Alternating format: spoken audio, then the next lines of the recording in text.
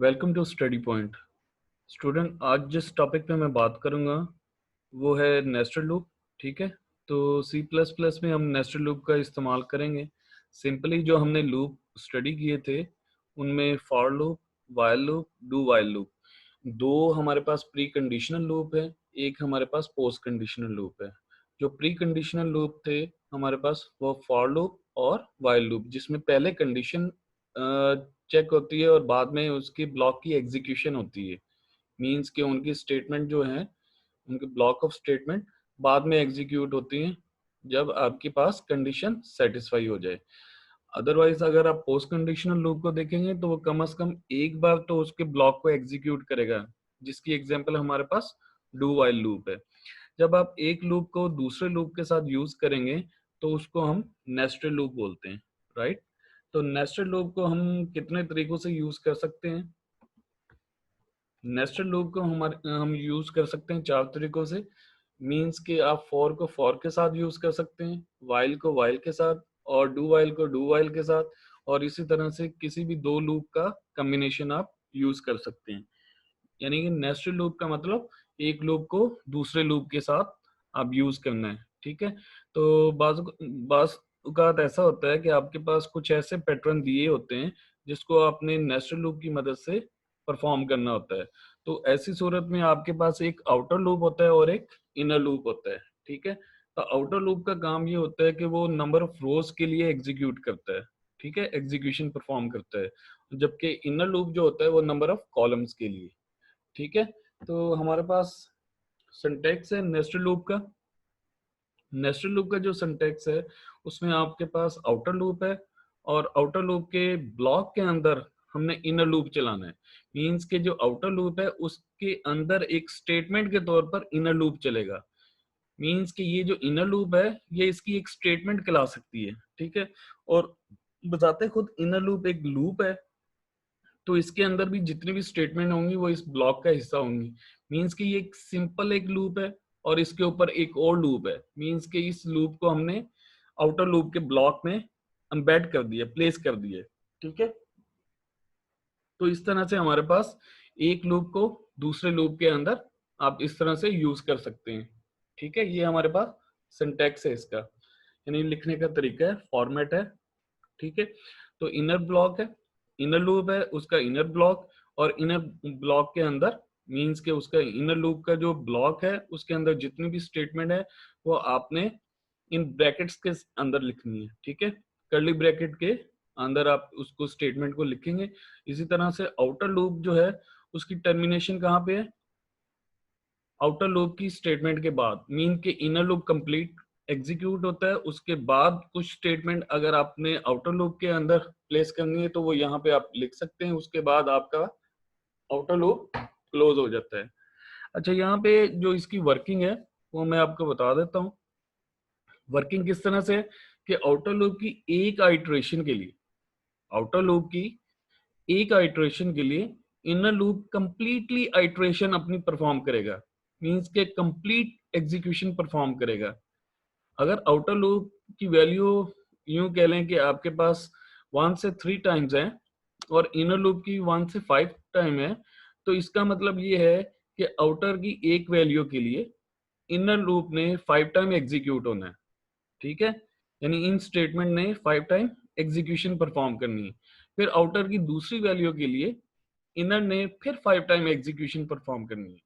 तो 6 टाइम जब एग्जीक्यूशन करने की कोशिश करेगा तो उसकी कंडीशन फॉल्स हो जाएगी, तो दोबारा कंट्रोल आउटर लूप की स्टेटमेंट की तरफ मूव करेगा, और यहाँ से दोबारा आउटर लूप की कंडीशन वगैरह सेटिस्फाई होगी तो इसकी थर्ड वैल्यू के लिए इनर लूप ने फिर 5 टाइम एग्जीक्यूशन परफॉर्म करनी है। इस तरह से जैसे मैंने आपको बताया कि आउटर लूप की अगर 3 वैल्यूज है, यानी 1 से लेकर 3 तक, और इनर लूप की 1 से लेकर 5 तक, तो इस तरह से आपकी ये कंप्लीट नेस्टेड लूप की एग्जीक्यूशन जो है वो 15 टाइम्स होगी। क्लियर? नेक्स्ट है हमारे पास फॉर लूप का नेस्ट किस तरह से हम करते हैं, फॉर लूप को नेस्टेड किस तरह से हम बनाते हैं। तो हमारे पास फॉर लूप है, फॉर लूप को आप यूज करते हैं विद इन फॉर लूप। ठीक है, तो इस तरह से फॉर लूप को हम नेस्टेड लूप बना देते हैं। ठीक है, तो इनर लूप आपका सिंपल वही लूप है जिस तरह से फॉर लूप को आप यूज करते हैं। इसी फॉर लूप को अगर उस किसी और फॉर लूप का हिस्सा बना देते हैं, पार्ट बना देते हैं या पोर्शन बना देते हैं, तो इस तरह से वो नेस्टेड फॉर लूप बन जाता है। मीन्स कि आउटर भी फॉर लूप और इनर भी for loop. For loop, inner for loop जो है उसका कुछ ब्लॉक होगा, उसकी कुछ स्टेटमेंट है। इसी तरह आउटर लूप की कुछ स्टेटमेंट है। तो यहाँ पे आपके सामने जो ब्लू कलर है उसको मैंने आउटर से रिप्रेजेंट किया है, उसकी ब्रेसेस है या उसका ब्लॉक यहाँ से स्टार्ट हो रहा है और यहाँ पे एंड हो रहा है। इसी तरह इनर लूप है, इनर लूप को येलो से मैंने येलो कलर से रिप्रेजेंट किया है और यहाँ से आपके पास ओपनिंग ब्रैकेट है और ये क्लोजिंग ब्रैकेट। इनर लूप में जितनी भी आपने स्टेटमेंट एग्जीक्यूट करवानी है वो सारी की सारी यहाँ पे मेंशन कर सकते हैं, आप इस ब्लॉक के अंदर आप प्लेस कर सकते हैं, राइट। और इसी तरह से इस ब्लॉक के बाहर जब आप निकलेंगे तो आपके पास कुछ स्टेटमेंट ऐसी भी हो सकती हैं जो कि आपने आउटर लूप के लिए यूज करनी है। क्लियर? अच्छा, ये हमारे पास नेक्स्ट एग्जांपल है नेस्टेड फॉर लूप की। तो एक कंप्लीट प्रोग्राम बनाया गया है जिसमें आई और जे को यूज किया है, दो वेरिएबल है, ठीक है। तो आउटर हमारे पास फॉर लूप है, इसी तरह हमारे पास इनर फॉर लूप है। जो आउटर लूप है उसकी जो स्टार्टिंग वैल्यू है 1 है और कंडीशन में हमने आई लेस देन इक्वल टू 2 लिखा हुआ है। क्लियर? तो यानी इट मींस कि आउटर लूप 2 टाइम्स रन होगा, एग्जीक्यूट होगा। क्लियर? इसी तरह इनर लूप को देखें। इनर लूप की वैल्यू जो स्टार्टिंग वैल्यू है वो 1 है और एंडिंग वैल्यू 3। मींस के 1 से लेकर 3 तक इसने एग्जीक्यूशन परफॉर्म करनी है और 1 1 का इंक्रीमेंट करते हुए करनी है। जे प्लस प्लस है ना, जे इंक्रीमेंट। अच्छा, परफॉर्म क्या करना है, आउटपुट क्या देना है कि आई की वैल्यू और जे की वैल्यू। मींस कि आई की एक, मैंने आपको बताया था कि जो आउटर लूप होगा उसकी एक वैल्यू के लिए इनर लूप ने कंप्लीटली एग्जीक्यूट होना है। आउटर लूप की एक वैल्यू के लिए इनर लूप ने कंप्लीटली एग्जीक्यूट होना है। जब कंप्लीटली एग्जीक्यूट होना है तो इसका मतलब ये है कि आउटर लूप की एक वैल्यू के लिए इसने 3 टाइम एग्जीक्यूट होना है। जब जे की वैल्यू 1 होगी, J less than equal to 3 means के जे लेस देन 3 है, कंडीशन ट्रू है, तो नेक्स्ट इसने अपने ब्लॉक को एग्जीक्यूट करना है। जब ये अपने ब्लॉक की तरफ आता है तो यहाँ पे लिखा हुआ है आई इज इक्वल टू, जो कि हमने यहाँ पे लिखा हुआ है आई इज इक्वल टू। उसके बाद आई की वैल्यू प्रिंट की है, आई को प्रिंट करवाया है। तो आई में क्या है, फर्स्ट टाइम 1 है, ये 1 आ गया। इसी तरह and J is equal, and J is equal लिख दिया। उसके बाद जे को प्रिंट किया, जे की वैल्यू भी 1 है, तो ये 1 आ गया। क्लियर? अच्छा, इसी तरह से इसको परफॉर्म करने के बाद कंट्रोल जे प्लस प्लस पे जाएगा। मींस के जे में वैल्यू 2 हो जाएगी और 2 के बाद, 2 करने के बाद कंडीशन सेटिस्फाई होनी है जे इनर लूप की। यानी इनर लूप उस वक्त तक चलता रहेगा जब तक ये कंप्लीटली परफॉर्म नहीं हो जाता, कंडीशन इसकी फॉल्स नहीं होती। तो जे की वैल्यू हो गई 2, 2 less then 3, condition true. Again इस स्टेटमेंट को एग्जीक्यूट करेगा और इसके बिहाफ पर आपके पास आई इज इक्वल टू 1 और जे इज इक्वल टू 2। आई 1 इसलिए है कि क्योंकि कंट्रोल अभी आई आउटर लूप की तरफ गया ही नहीं, अभी इनर लूप कंप्लीटली एग्जीक्यूट होना है, ठीक है। तो यहाँ पे इसको एग्जीक्यूट करने के बाद कंट्रोल दोबारा जे प्लस प्लस और यहाँ पे वैल्यू होगी 3, जे की वैल्यू होगी 3, 3 less than equal to 3, condition true. Again I is equal to, I की वैल्यू प्रिंट कर रहे हैं, वो अभी भी 1 है। उसके बाद जे की वैल्यू 3, 3 आ गया। उसके बाद कंट्रोल जाएगा जे प्लस प्लस पे। तो अब वैल्यू क्या होगी, बेसिकली यहाँ पे वैल्यू होगी 4। 4 जब वेरीफाई होगा 4 लेस देन इक्वल टू 3, तो कंडीशन फॉल्स। जब कंडीशन फॉल्स होगी तो इनर लूप टर्मिनेट होगा। जब इनर लूप टर्मिनेट होगा तो कंट्रोल आएगा नेक्स्ट स्टेटमेंट पर, क्योंकि यहाँ पे नेक्स्ट स्टेटमेंट कोई नहीं है आउटर लूप की। तो यहाँ से कंट्रोल दोबारा आउटर लूप के इंक्रीमेंट पोर्शन पे जाएगा as per flow chart of for loop, ठीक है। आप रिमाइंड कर सकते हैं फॉर लूप को किस तरह से आपने फ्लो चार्ट में एग्जीक्यूट करवाया था, ठीक है। तो यहाँ से इनर लूप को परफॉर्म करने के बाद कंट्रोल आया आउटर लूप के इंक्रीमेंट पोर्शन पे। तो यहां से आई के पास वैल्यू जो 1 थी अब क्या हो गई 2। 2 लेस देन इक्वल टू 2, ठीक है। 2 लेस तो नहीं है 2 से, लेकिन 2 इक्वल टू 2 है, तो यहां से ये कंडीशन सेटिस्फाई होगी। जब कंडीशन ट्रू हो गई तो इसने अपने ब्लॉक को एग्जीक्यूट करना है। तो इसके ब्लॉक में क्या है, अगेन लूप। तो जब कंट्रोल दोबारा इस लूप पे आएगा तो कंट्रोल कहां पे आएगा, सबसे पहले j इज इक्वल टू 1 पे, इनिशियलाइजेशन पे। j की वैल्यू अब दोबारा 1 हो गई है, लेकिन i की वैल्यू क्या है 2 हो चुकी है इसकी वजह से, ठीक है। j लेस देन 3, मतलब 1 लेस देन 3, बिल्कुल ठीक है। तो यहाँ पे इस स्टेटमेंट को एग्जीक्यूशन होगी इस स्टेटमेंट की। तो i इज इक्वल टू, अब i में क्या है 2, तो यहाँ पे 2 आ गया। और इसी तरह से and j is equal to, j में क्या है 1, तो ये 1 आ गया, ठीक है। इसी तरह से कंट्रोल दोबारा j प्लस प्लस पे जाएगा और j की वैल्यू क्या होगी 2 होगी। 2 लेस देन 3, जब लेस देन 3 है तो ट्रू है, तो इस स्टेटमेंट को एग्जीक्यूट करेगा। अब j की वैल्यू 2 है, लेकिन i की वैल्यू क्या है, i की वैल्यू भी 2 है, तो लिहाजा हमारे पास आउटपुट में क्या आएगा, i is equal to 2 and j is equal to 2। Again j plus plus होगा, j की वैल्यू होगी 3, j इक्वल टू 3 मीन्स के 3 is equal to 3, condition true. Again cout perform होगी, सी आउट में आपके पास i इज इक्वल टू 2 है और j इज इक्वल टू 3, ठीक है। इसको परफॉर्म करने के बाद आउटपुट जनरेट होने के बाद j की वैल्यू होगी दोबारा 4। जब यहाँ पे 4 होगी तो 4 less than equal to 3, condition false. जब कंडीशन फॉल्स है तो loop terminate, inner loop terminate हो गया। इनर लूप के बाद कंट्रोल ने दोबारा आउटर लूप के इंक्रीमेंट पे जाना है।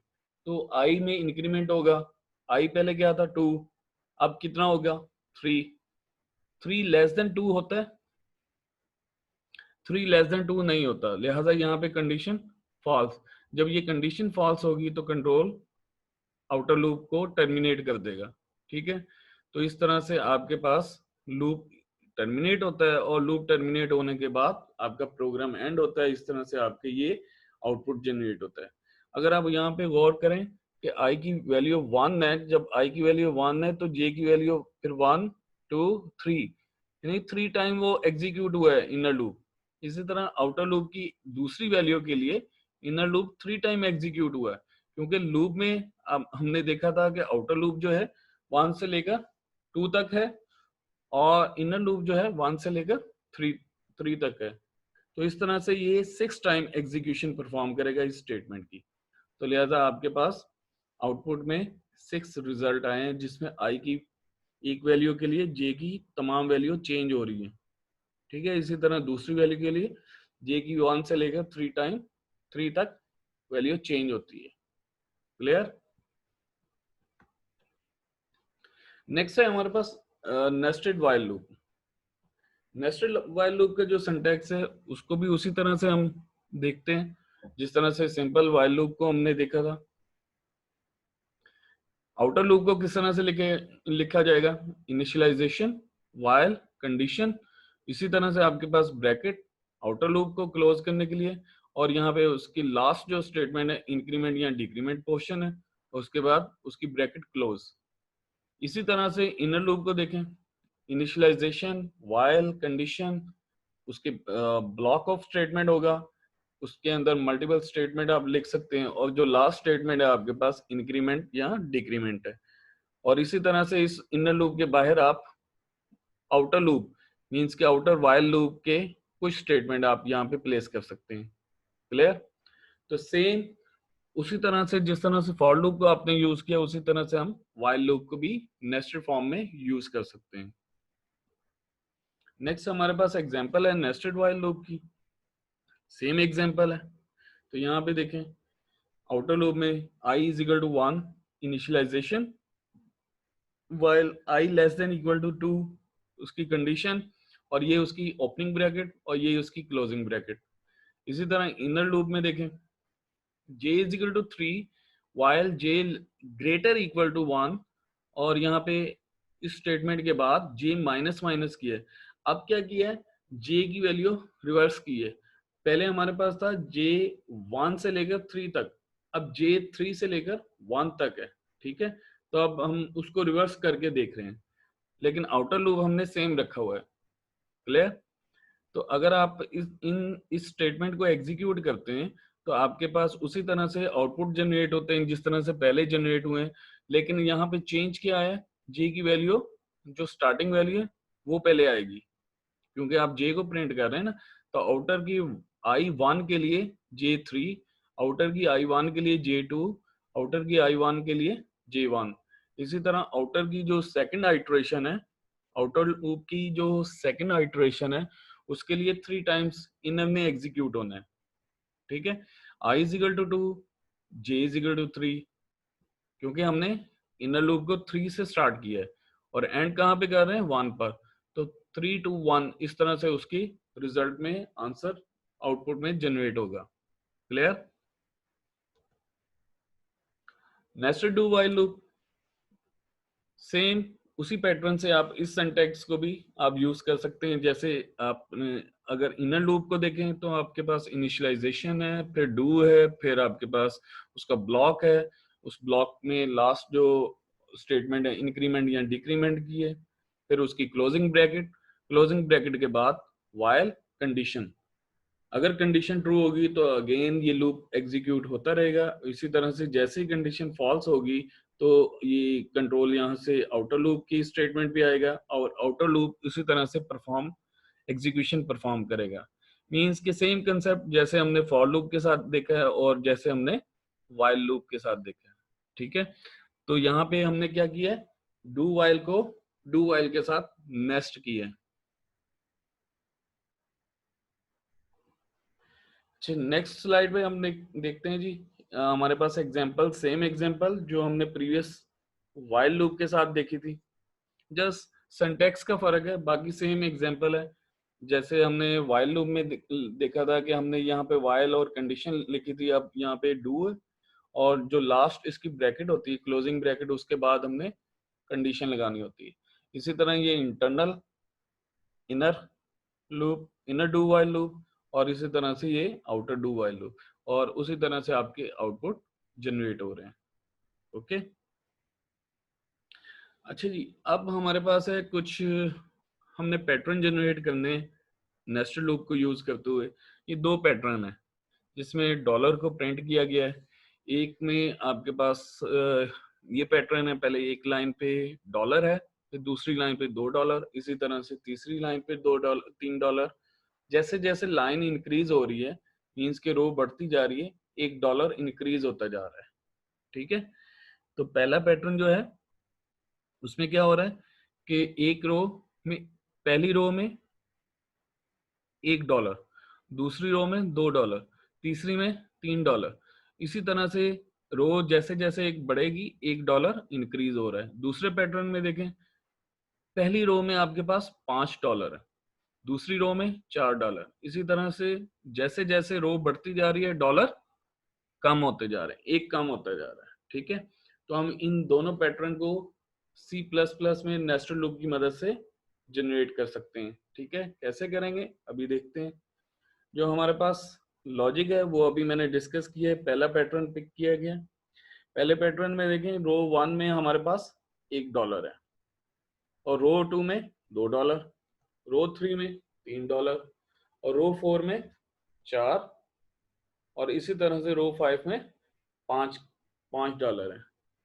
अच्छा, जो आउटर लूप होता है, मैंने बताया था आपको कि पैटर्न के लिए आउटर लूप जो होता है वो नंबर ऑफ रोज के लिए काम करेगा। अगर नंबर ऑफ रोज के लिए काम करेगा तो यहाँ पे आप बता सकते हैं कि कितनी रोज हैं। जी बिल्कुल, 5 रोज हैं। ठीक है, तो 5 रोज के लिए जो आउटर लूप आपका चलेगा वो 5 टाइम चलना है। ठीक है, इसी तरह से आप इनर लूप को अगर देखें तो इनर लूप जो वर्किंग करेगा वो नंबर ऑफ कॉलम्स के लिए करेगा। तो पहली रो में एक ही कॉलम है क्योंकि एक ही वैल्यू डिस्प्ले हो रही है, दूसरी रो में 2 कॉलम है। जैसे जैसे रो बढ़ती जा रही है कॉलम इंक्रीज होते जा रहे हैं, कॉलम इंक्रीज होते जा रहे हैं। क्लियर? फोर्थ रो में 4 कॉलम, फिफ्थ रो में 5 कॉलम। क्लियर? तो इनर लूप हमने कॉलम के लिए यूज करना है, आउटर लूप जो है हमने रोज के लिए यूज करना है। तो इस पैटर्न के मुताबिक हमारे पास आउटर लूप जो चलेगा 1 से 5 टाइम चलना है, ठीक है, नंबर ऑफ रोज के लिए। जो इनर लूप है वो पहली रो के मुताबिक जितने उसमें कॉलम है उतने टाइम्स उसने एग्जीक्यूट होना है। मींस के इनर लूप ने फर्स्ट टाइम एक ही बार एग्जीक्यूट होना है, और जो सेकंड रो है उसके लिए इनर लूप ने 2 बार एग्जीक्यूट होना है, ठीक है। इसी तरह से आपके पास रोज बढ़ती जाएंगी और उसी तरह से आपके नंबर ऑफ कॉलम भी इंक्रीज होते जाएंगे। यहाँ पे हमारे पास प्रोग्राम है, ठीक है, यहाँ पे हमारे पास प्रोग्राम है। इसमें देखें आउटर लूप है हमारे पास 1 से लेकर 5, क्योंकि हमारे पास नंबर ऑफ रोज कितनी है 5 रोज के लिए हमने आउटर लूप जो चलाया है 1 से लेकर 5। और यहाँ पे हमने किन 2 लूप्स को नेस्ट किया, फॉर लूप को किया है, ठीक है। फॉर लूप की नेस्टिंग परफॉर्म की गई है। तो आपके पास नंबर ऑफ रोज 5, तो 5 के लिए आपके पास आउटर लूप जो होगा वो 1 से लेकर 5 तक होगा, ठीक है। इसी तरह से उसके अंदर नंबर ऑफ कॉलम हमने बनाने और हर कॉलम के अंदर डॉलर हमने प्रिंट करने और $1 इंक्रीज करते जाने। तो हमने डॉलर को प्रिंट करना है, सी आउट हमारे पास $1 है जिसको हमने प्रिंट करना है। फर्स्ट टाइम जो है j इज इक्वल टू 1 से लेकर j less than equal to I, I का मतलब रो, जो हमने रो के लिए यूज किया। यानी पहली रो में एक ही रो है, पहली रो में कितने डॉलर प्रिंट होने हैं, एक, यानी $1 प्रिंट होना है। तो यहाँ से j 1 से लेकर 1 तक ही चलना है, 1 टाइम ही चलना है। तो लिहाजा हमारे पास जो आउटपुट होगा वो $1 होगा। इसी तरह आपके पास next j plus plus plus होगा, तो j की वैल्यू होगी 2, 2 लेस देन इक्वल टू 1 है, फॉल्स है कंडीशन। जब फॉल्स होगी तो लूप टर्मिनेट होगा। जब लूप टर्मिनेट होगा तो नेक्स्ट स्टेटमेंट पे जाएगा अपने ब्लॉक के बाहर। जो उसके ब्लॉक के बाहर है वो एंड एल है, मीन्स की न्यू लाइन। तो कर्सर आपका नई लाइन पे आ जाएगा और यहाँ से कंट्रोल दोबारा आउटर लूप के इंक्रीमेंट पे जाएगा। तो इंक्रीमेंट की वजह से आई में 2 होगा। जब 2 होगा तो condition 2 less than equal to 5 true. जब कंडीशन ट्रू हो गई तो इनर लूप ने दोबारा एग्जीक्यूट होना है। तो अब आई की वैल्यू क्या हो चुकी है 2, तो इसका मतलब जे 1 से लेकर 2 तक चलेगा, मीन्स के 2 टाइम्स चलेगा, तो $2 प्रिंट होगी। इसी तरह जे में 3 जब होगा तो लूप टर्मिनेट होगा, अगेन न्यू लाइन, और फिर इसी तरह से इंक्रीमेंट, आउटर लूप का इंक्रीमेंट, और फिर ये कंडीशन सेटिस्फाई होगी। कंडीशन सेटिस्फाई होने के बाद फिर इनर लूप ने दोबारा परफॉर्म होना है, ठीक है। इस तरह से आपका ये पैटर्न कंप्लीटली जनरेट हो जाता है, राइट। नेक्स्ट जो हमारे पास पैटर्न था उसमें जस्ट उसका रिवर्स था, पहले पैटर्न का रिवर्स। मतलब पहले आपके पास फर्स्ट रो में एक कॉलम था या $1 था दूसरे लफ्जों में। अब आपके पास पहली रो में $5 है या 5 कॉलम है। इसी तरह दूसरी रो में आपके पास 4 कॉलम है। तो जैसे जैसे रो बढ़ती जा रही कॉलम एक कम होता जा रहा है या डॉलर एक कम होता जा रहा है। तो अब हम क्या करेंगे, अब हमने सेम कोडिंग की है, जस्ट चेंज कहाँ पे लेके आए, तो चेंज हम लेके आए आउटर लूप में। पहला जो हमारा डॉलर प्रिंट होगा पहली रो के लिए वो 5 टाइम डॉलर प्रिंट होना है, तो 1 से लेकर आई तक। तो आई क्या है 5, तो I j is equal to 1 से लेकर j less than equal to 5 I तक। जो आई जो फर्स्ट टाइम है वो 5 है, इसका मतलब फर्स्ट टाइम $5 टाइम प्रिंट होगा। उसके बाद जैसे ये लूप टर्मिनेट होगा लाइन चेंज होगी, लाइन चेंज होने के बाद डिक्रीमेंट पे आई डिक्रीमेंट होता है तो आई 4 हो जाता है। तो इसका मतलब दूसरी लाइन के लिए 1 से लेकर 4 तक डॉलर प्रिंट होंगे, मीन्स के $4 प्रिंट होंगे। क्लियर?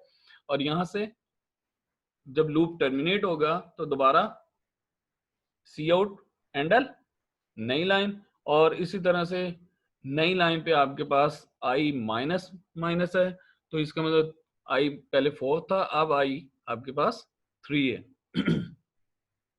जब आपके पास आई 3 है तो 3 ग्रेटर देन इक्वल टू 1, तो इसका मतलब कंडीशन ट्रू। तो इनर लूप ने दोबारा एग्जीक्यूशन परफॉर्म करनी है, तो तीसरी रो के लिए $3 प्रिंट होंगे।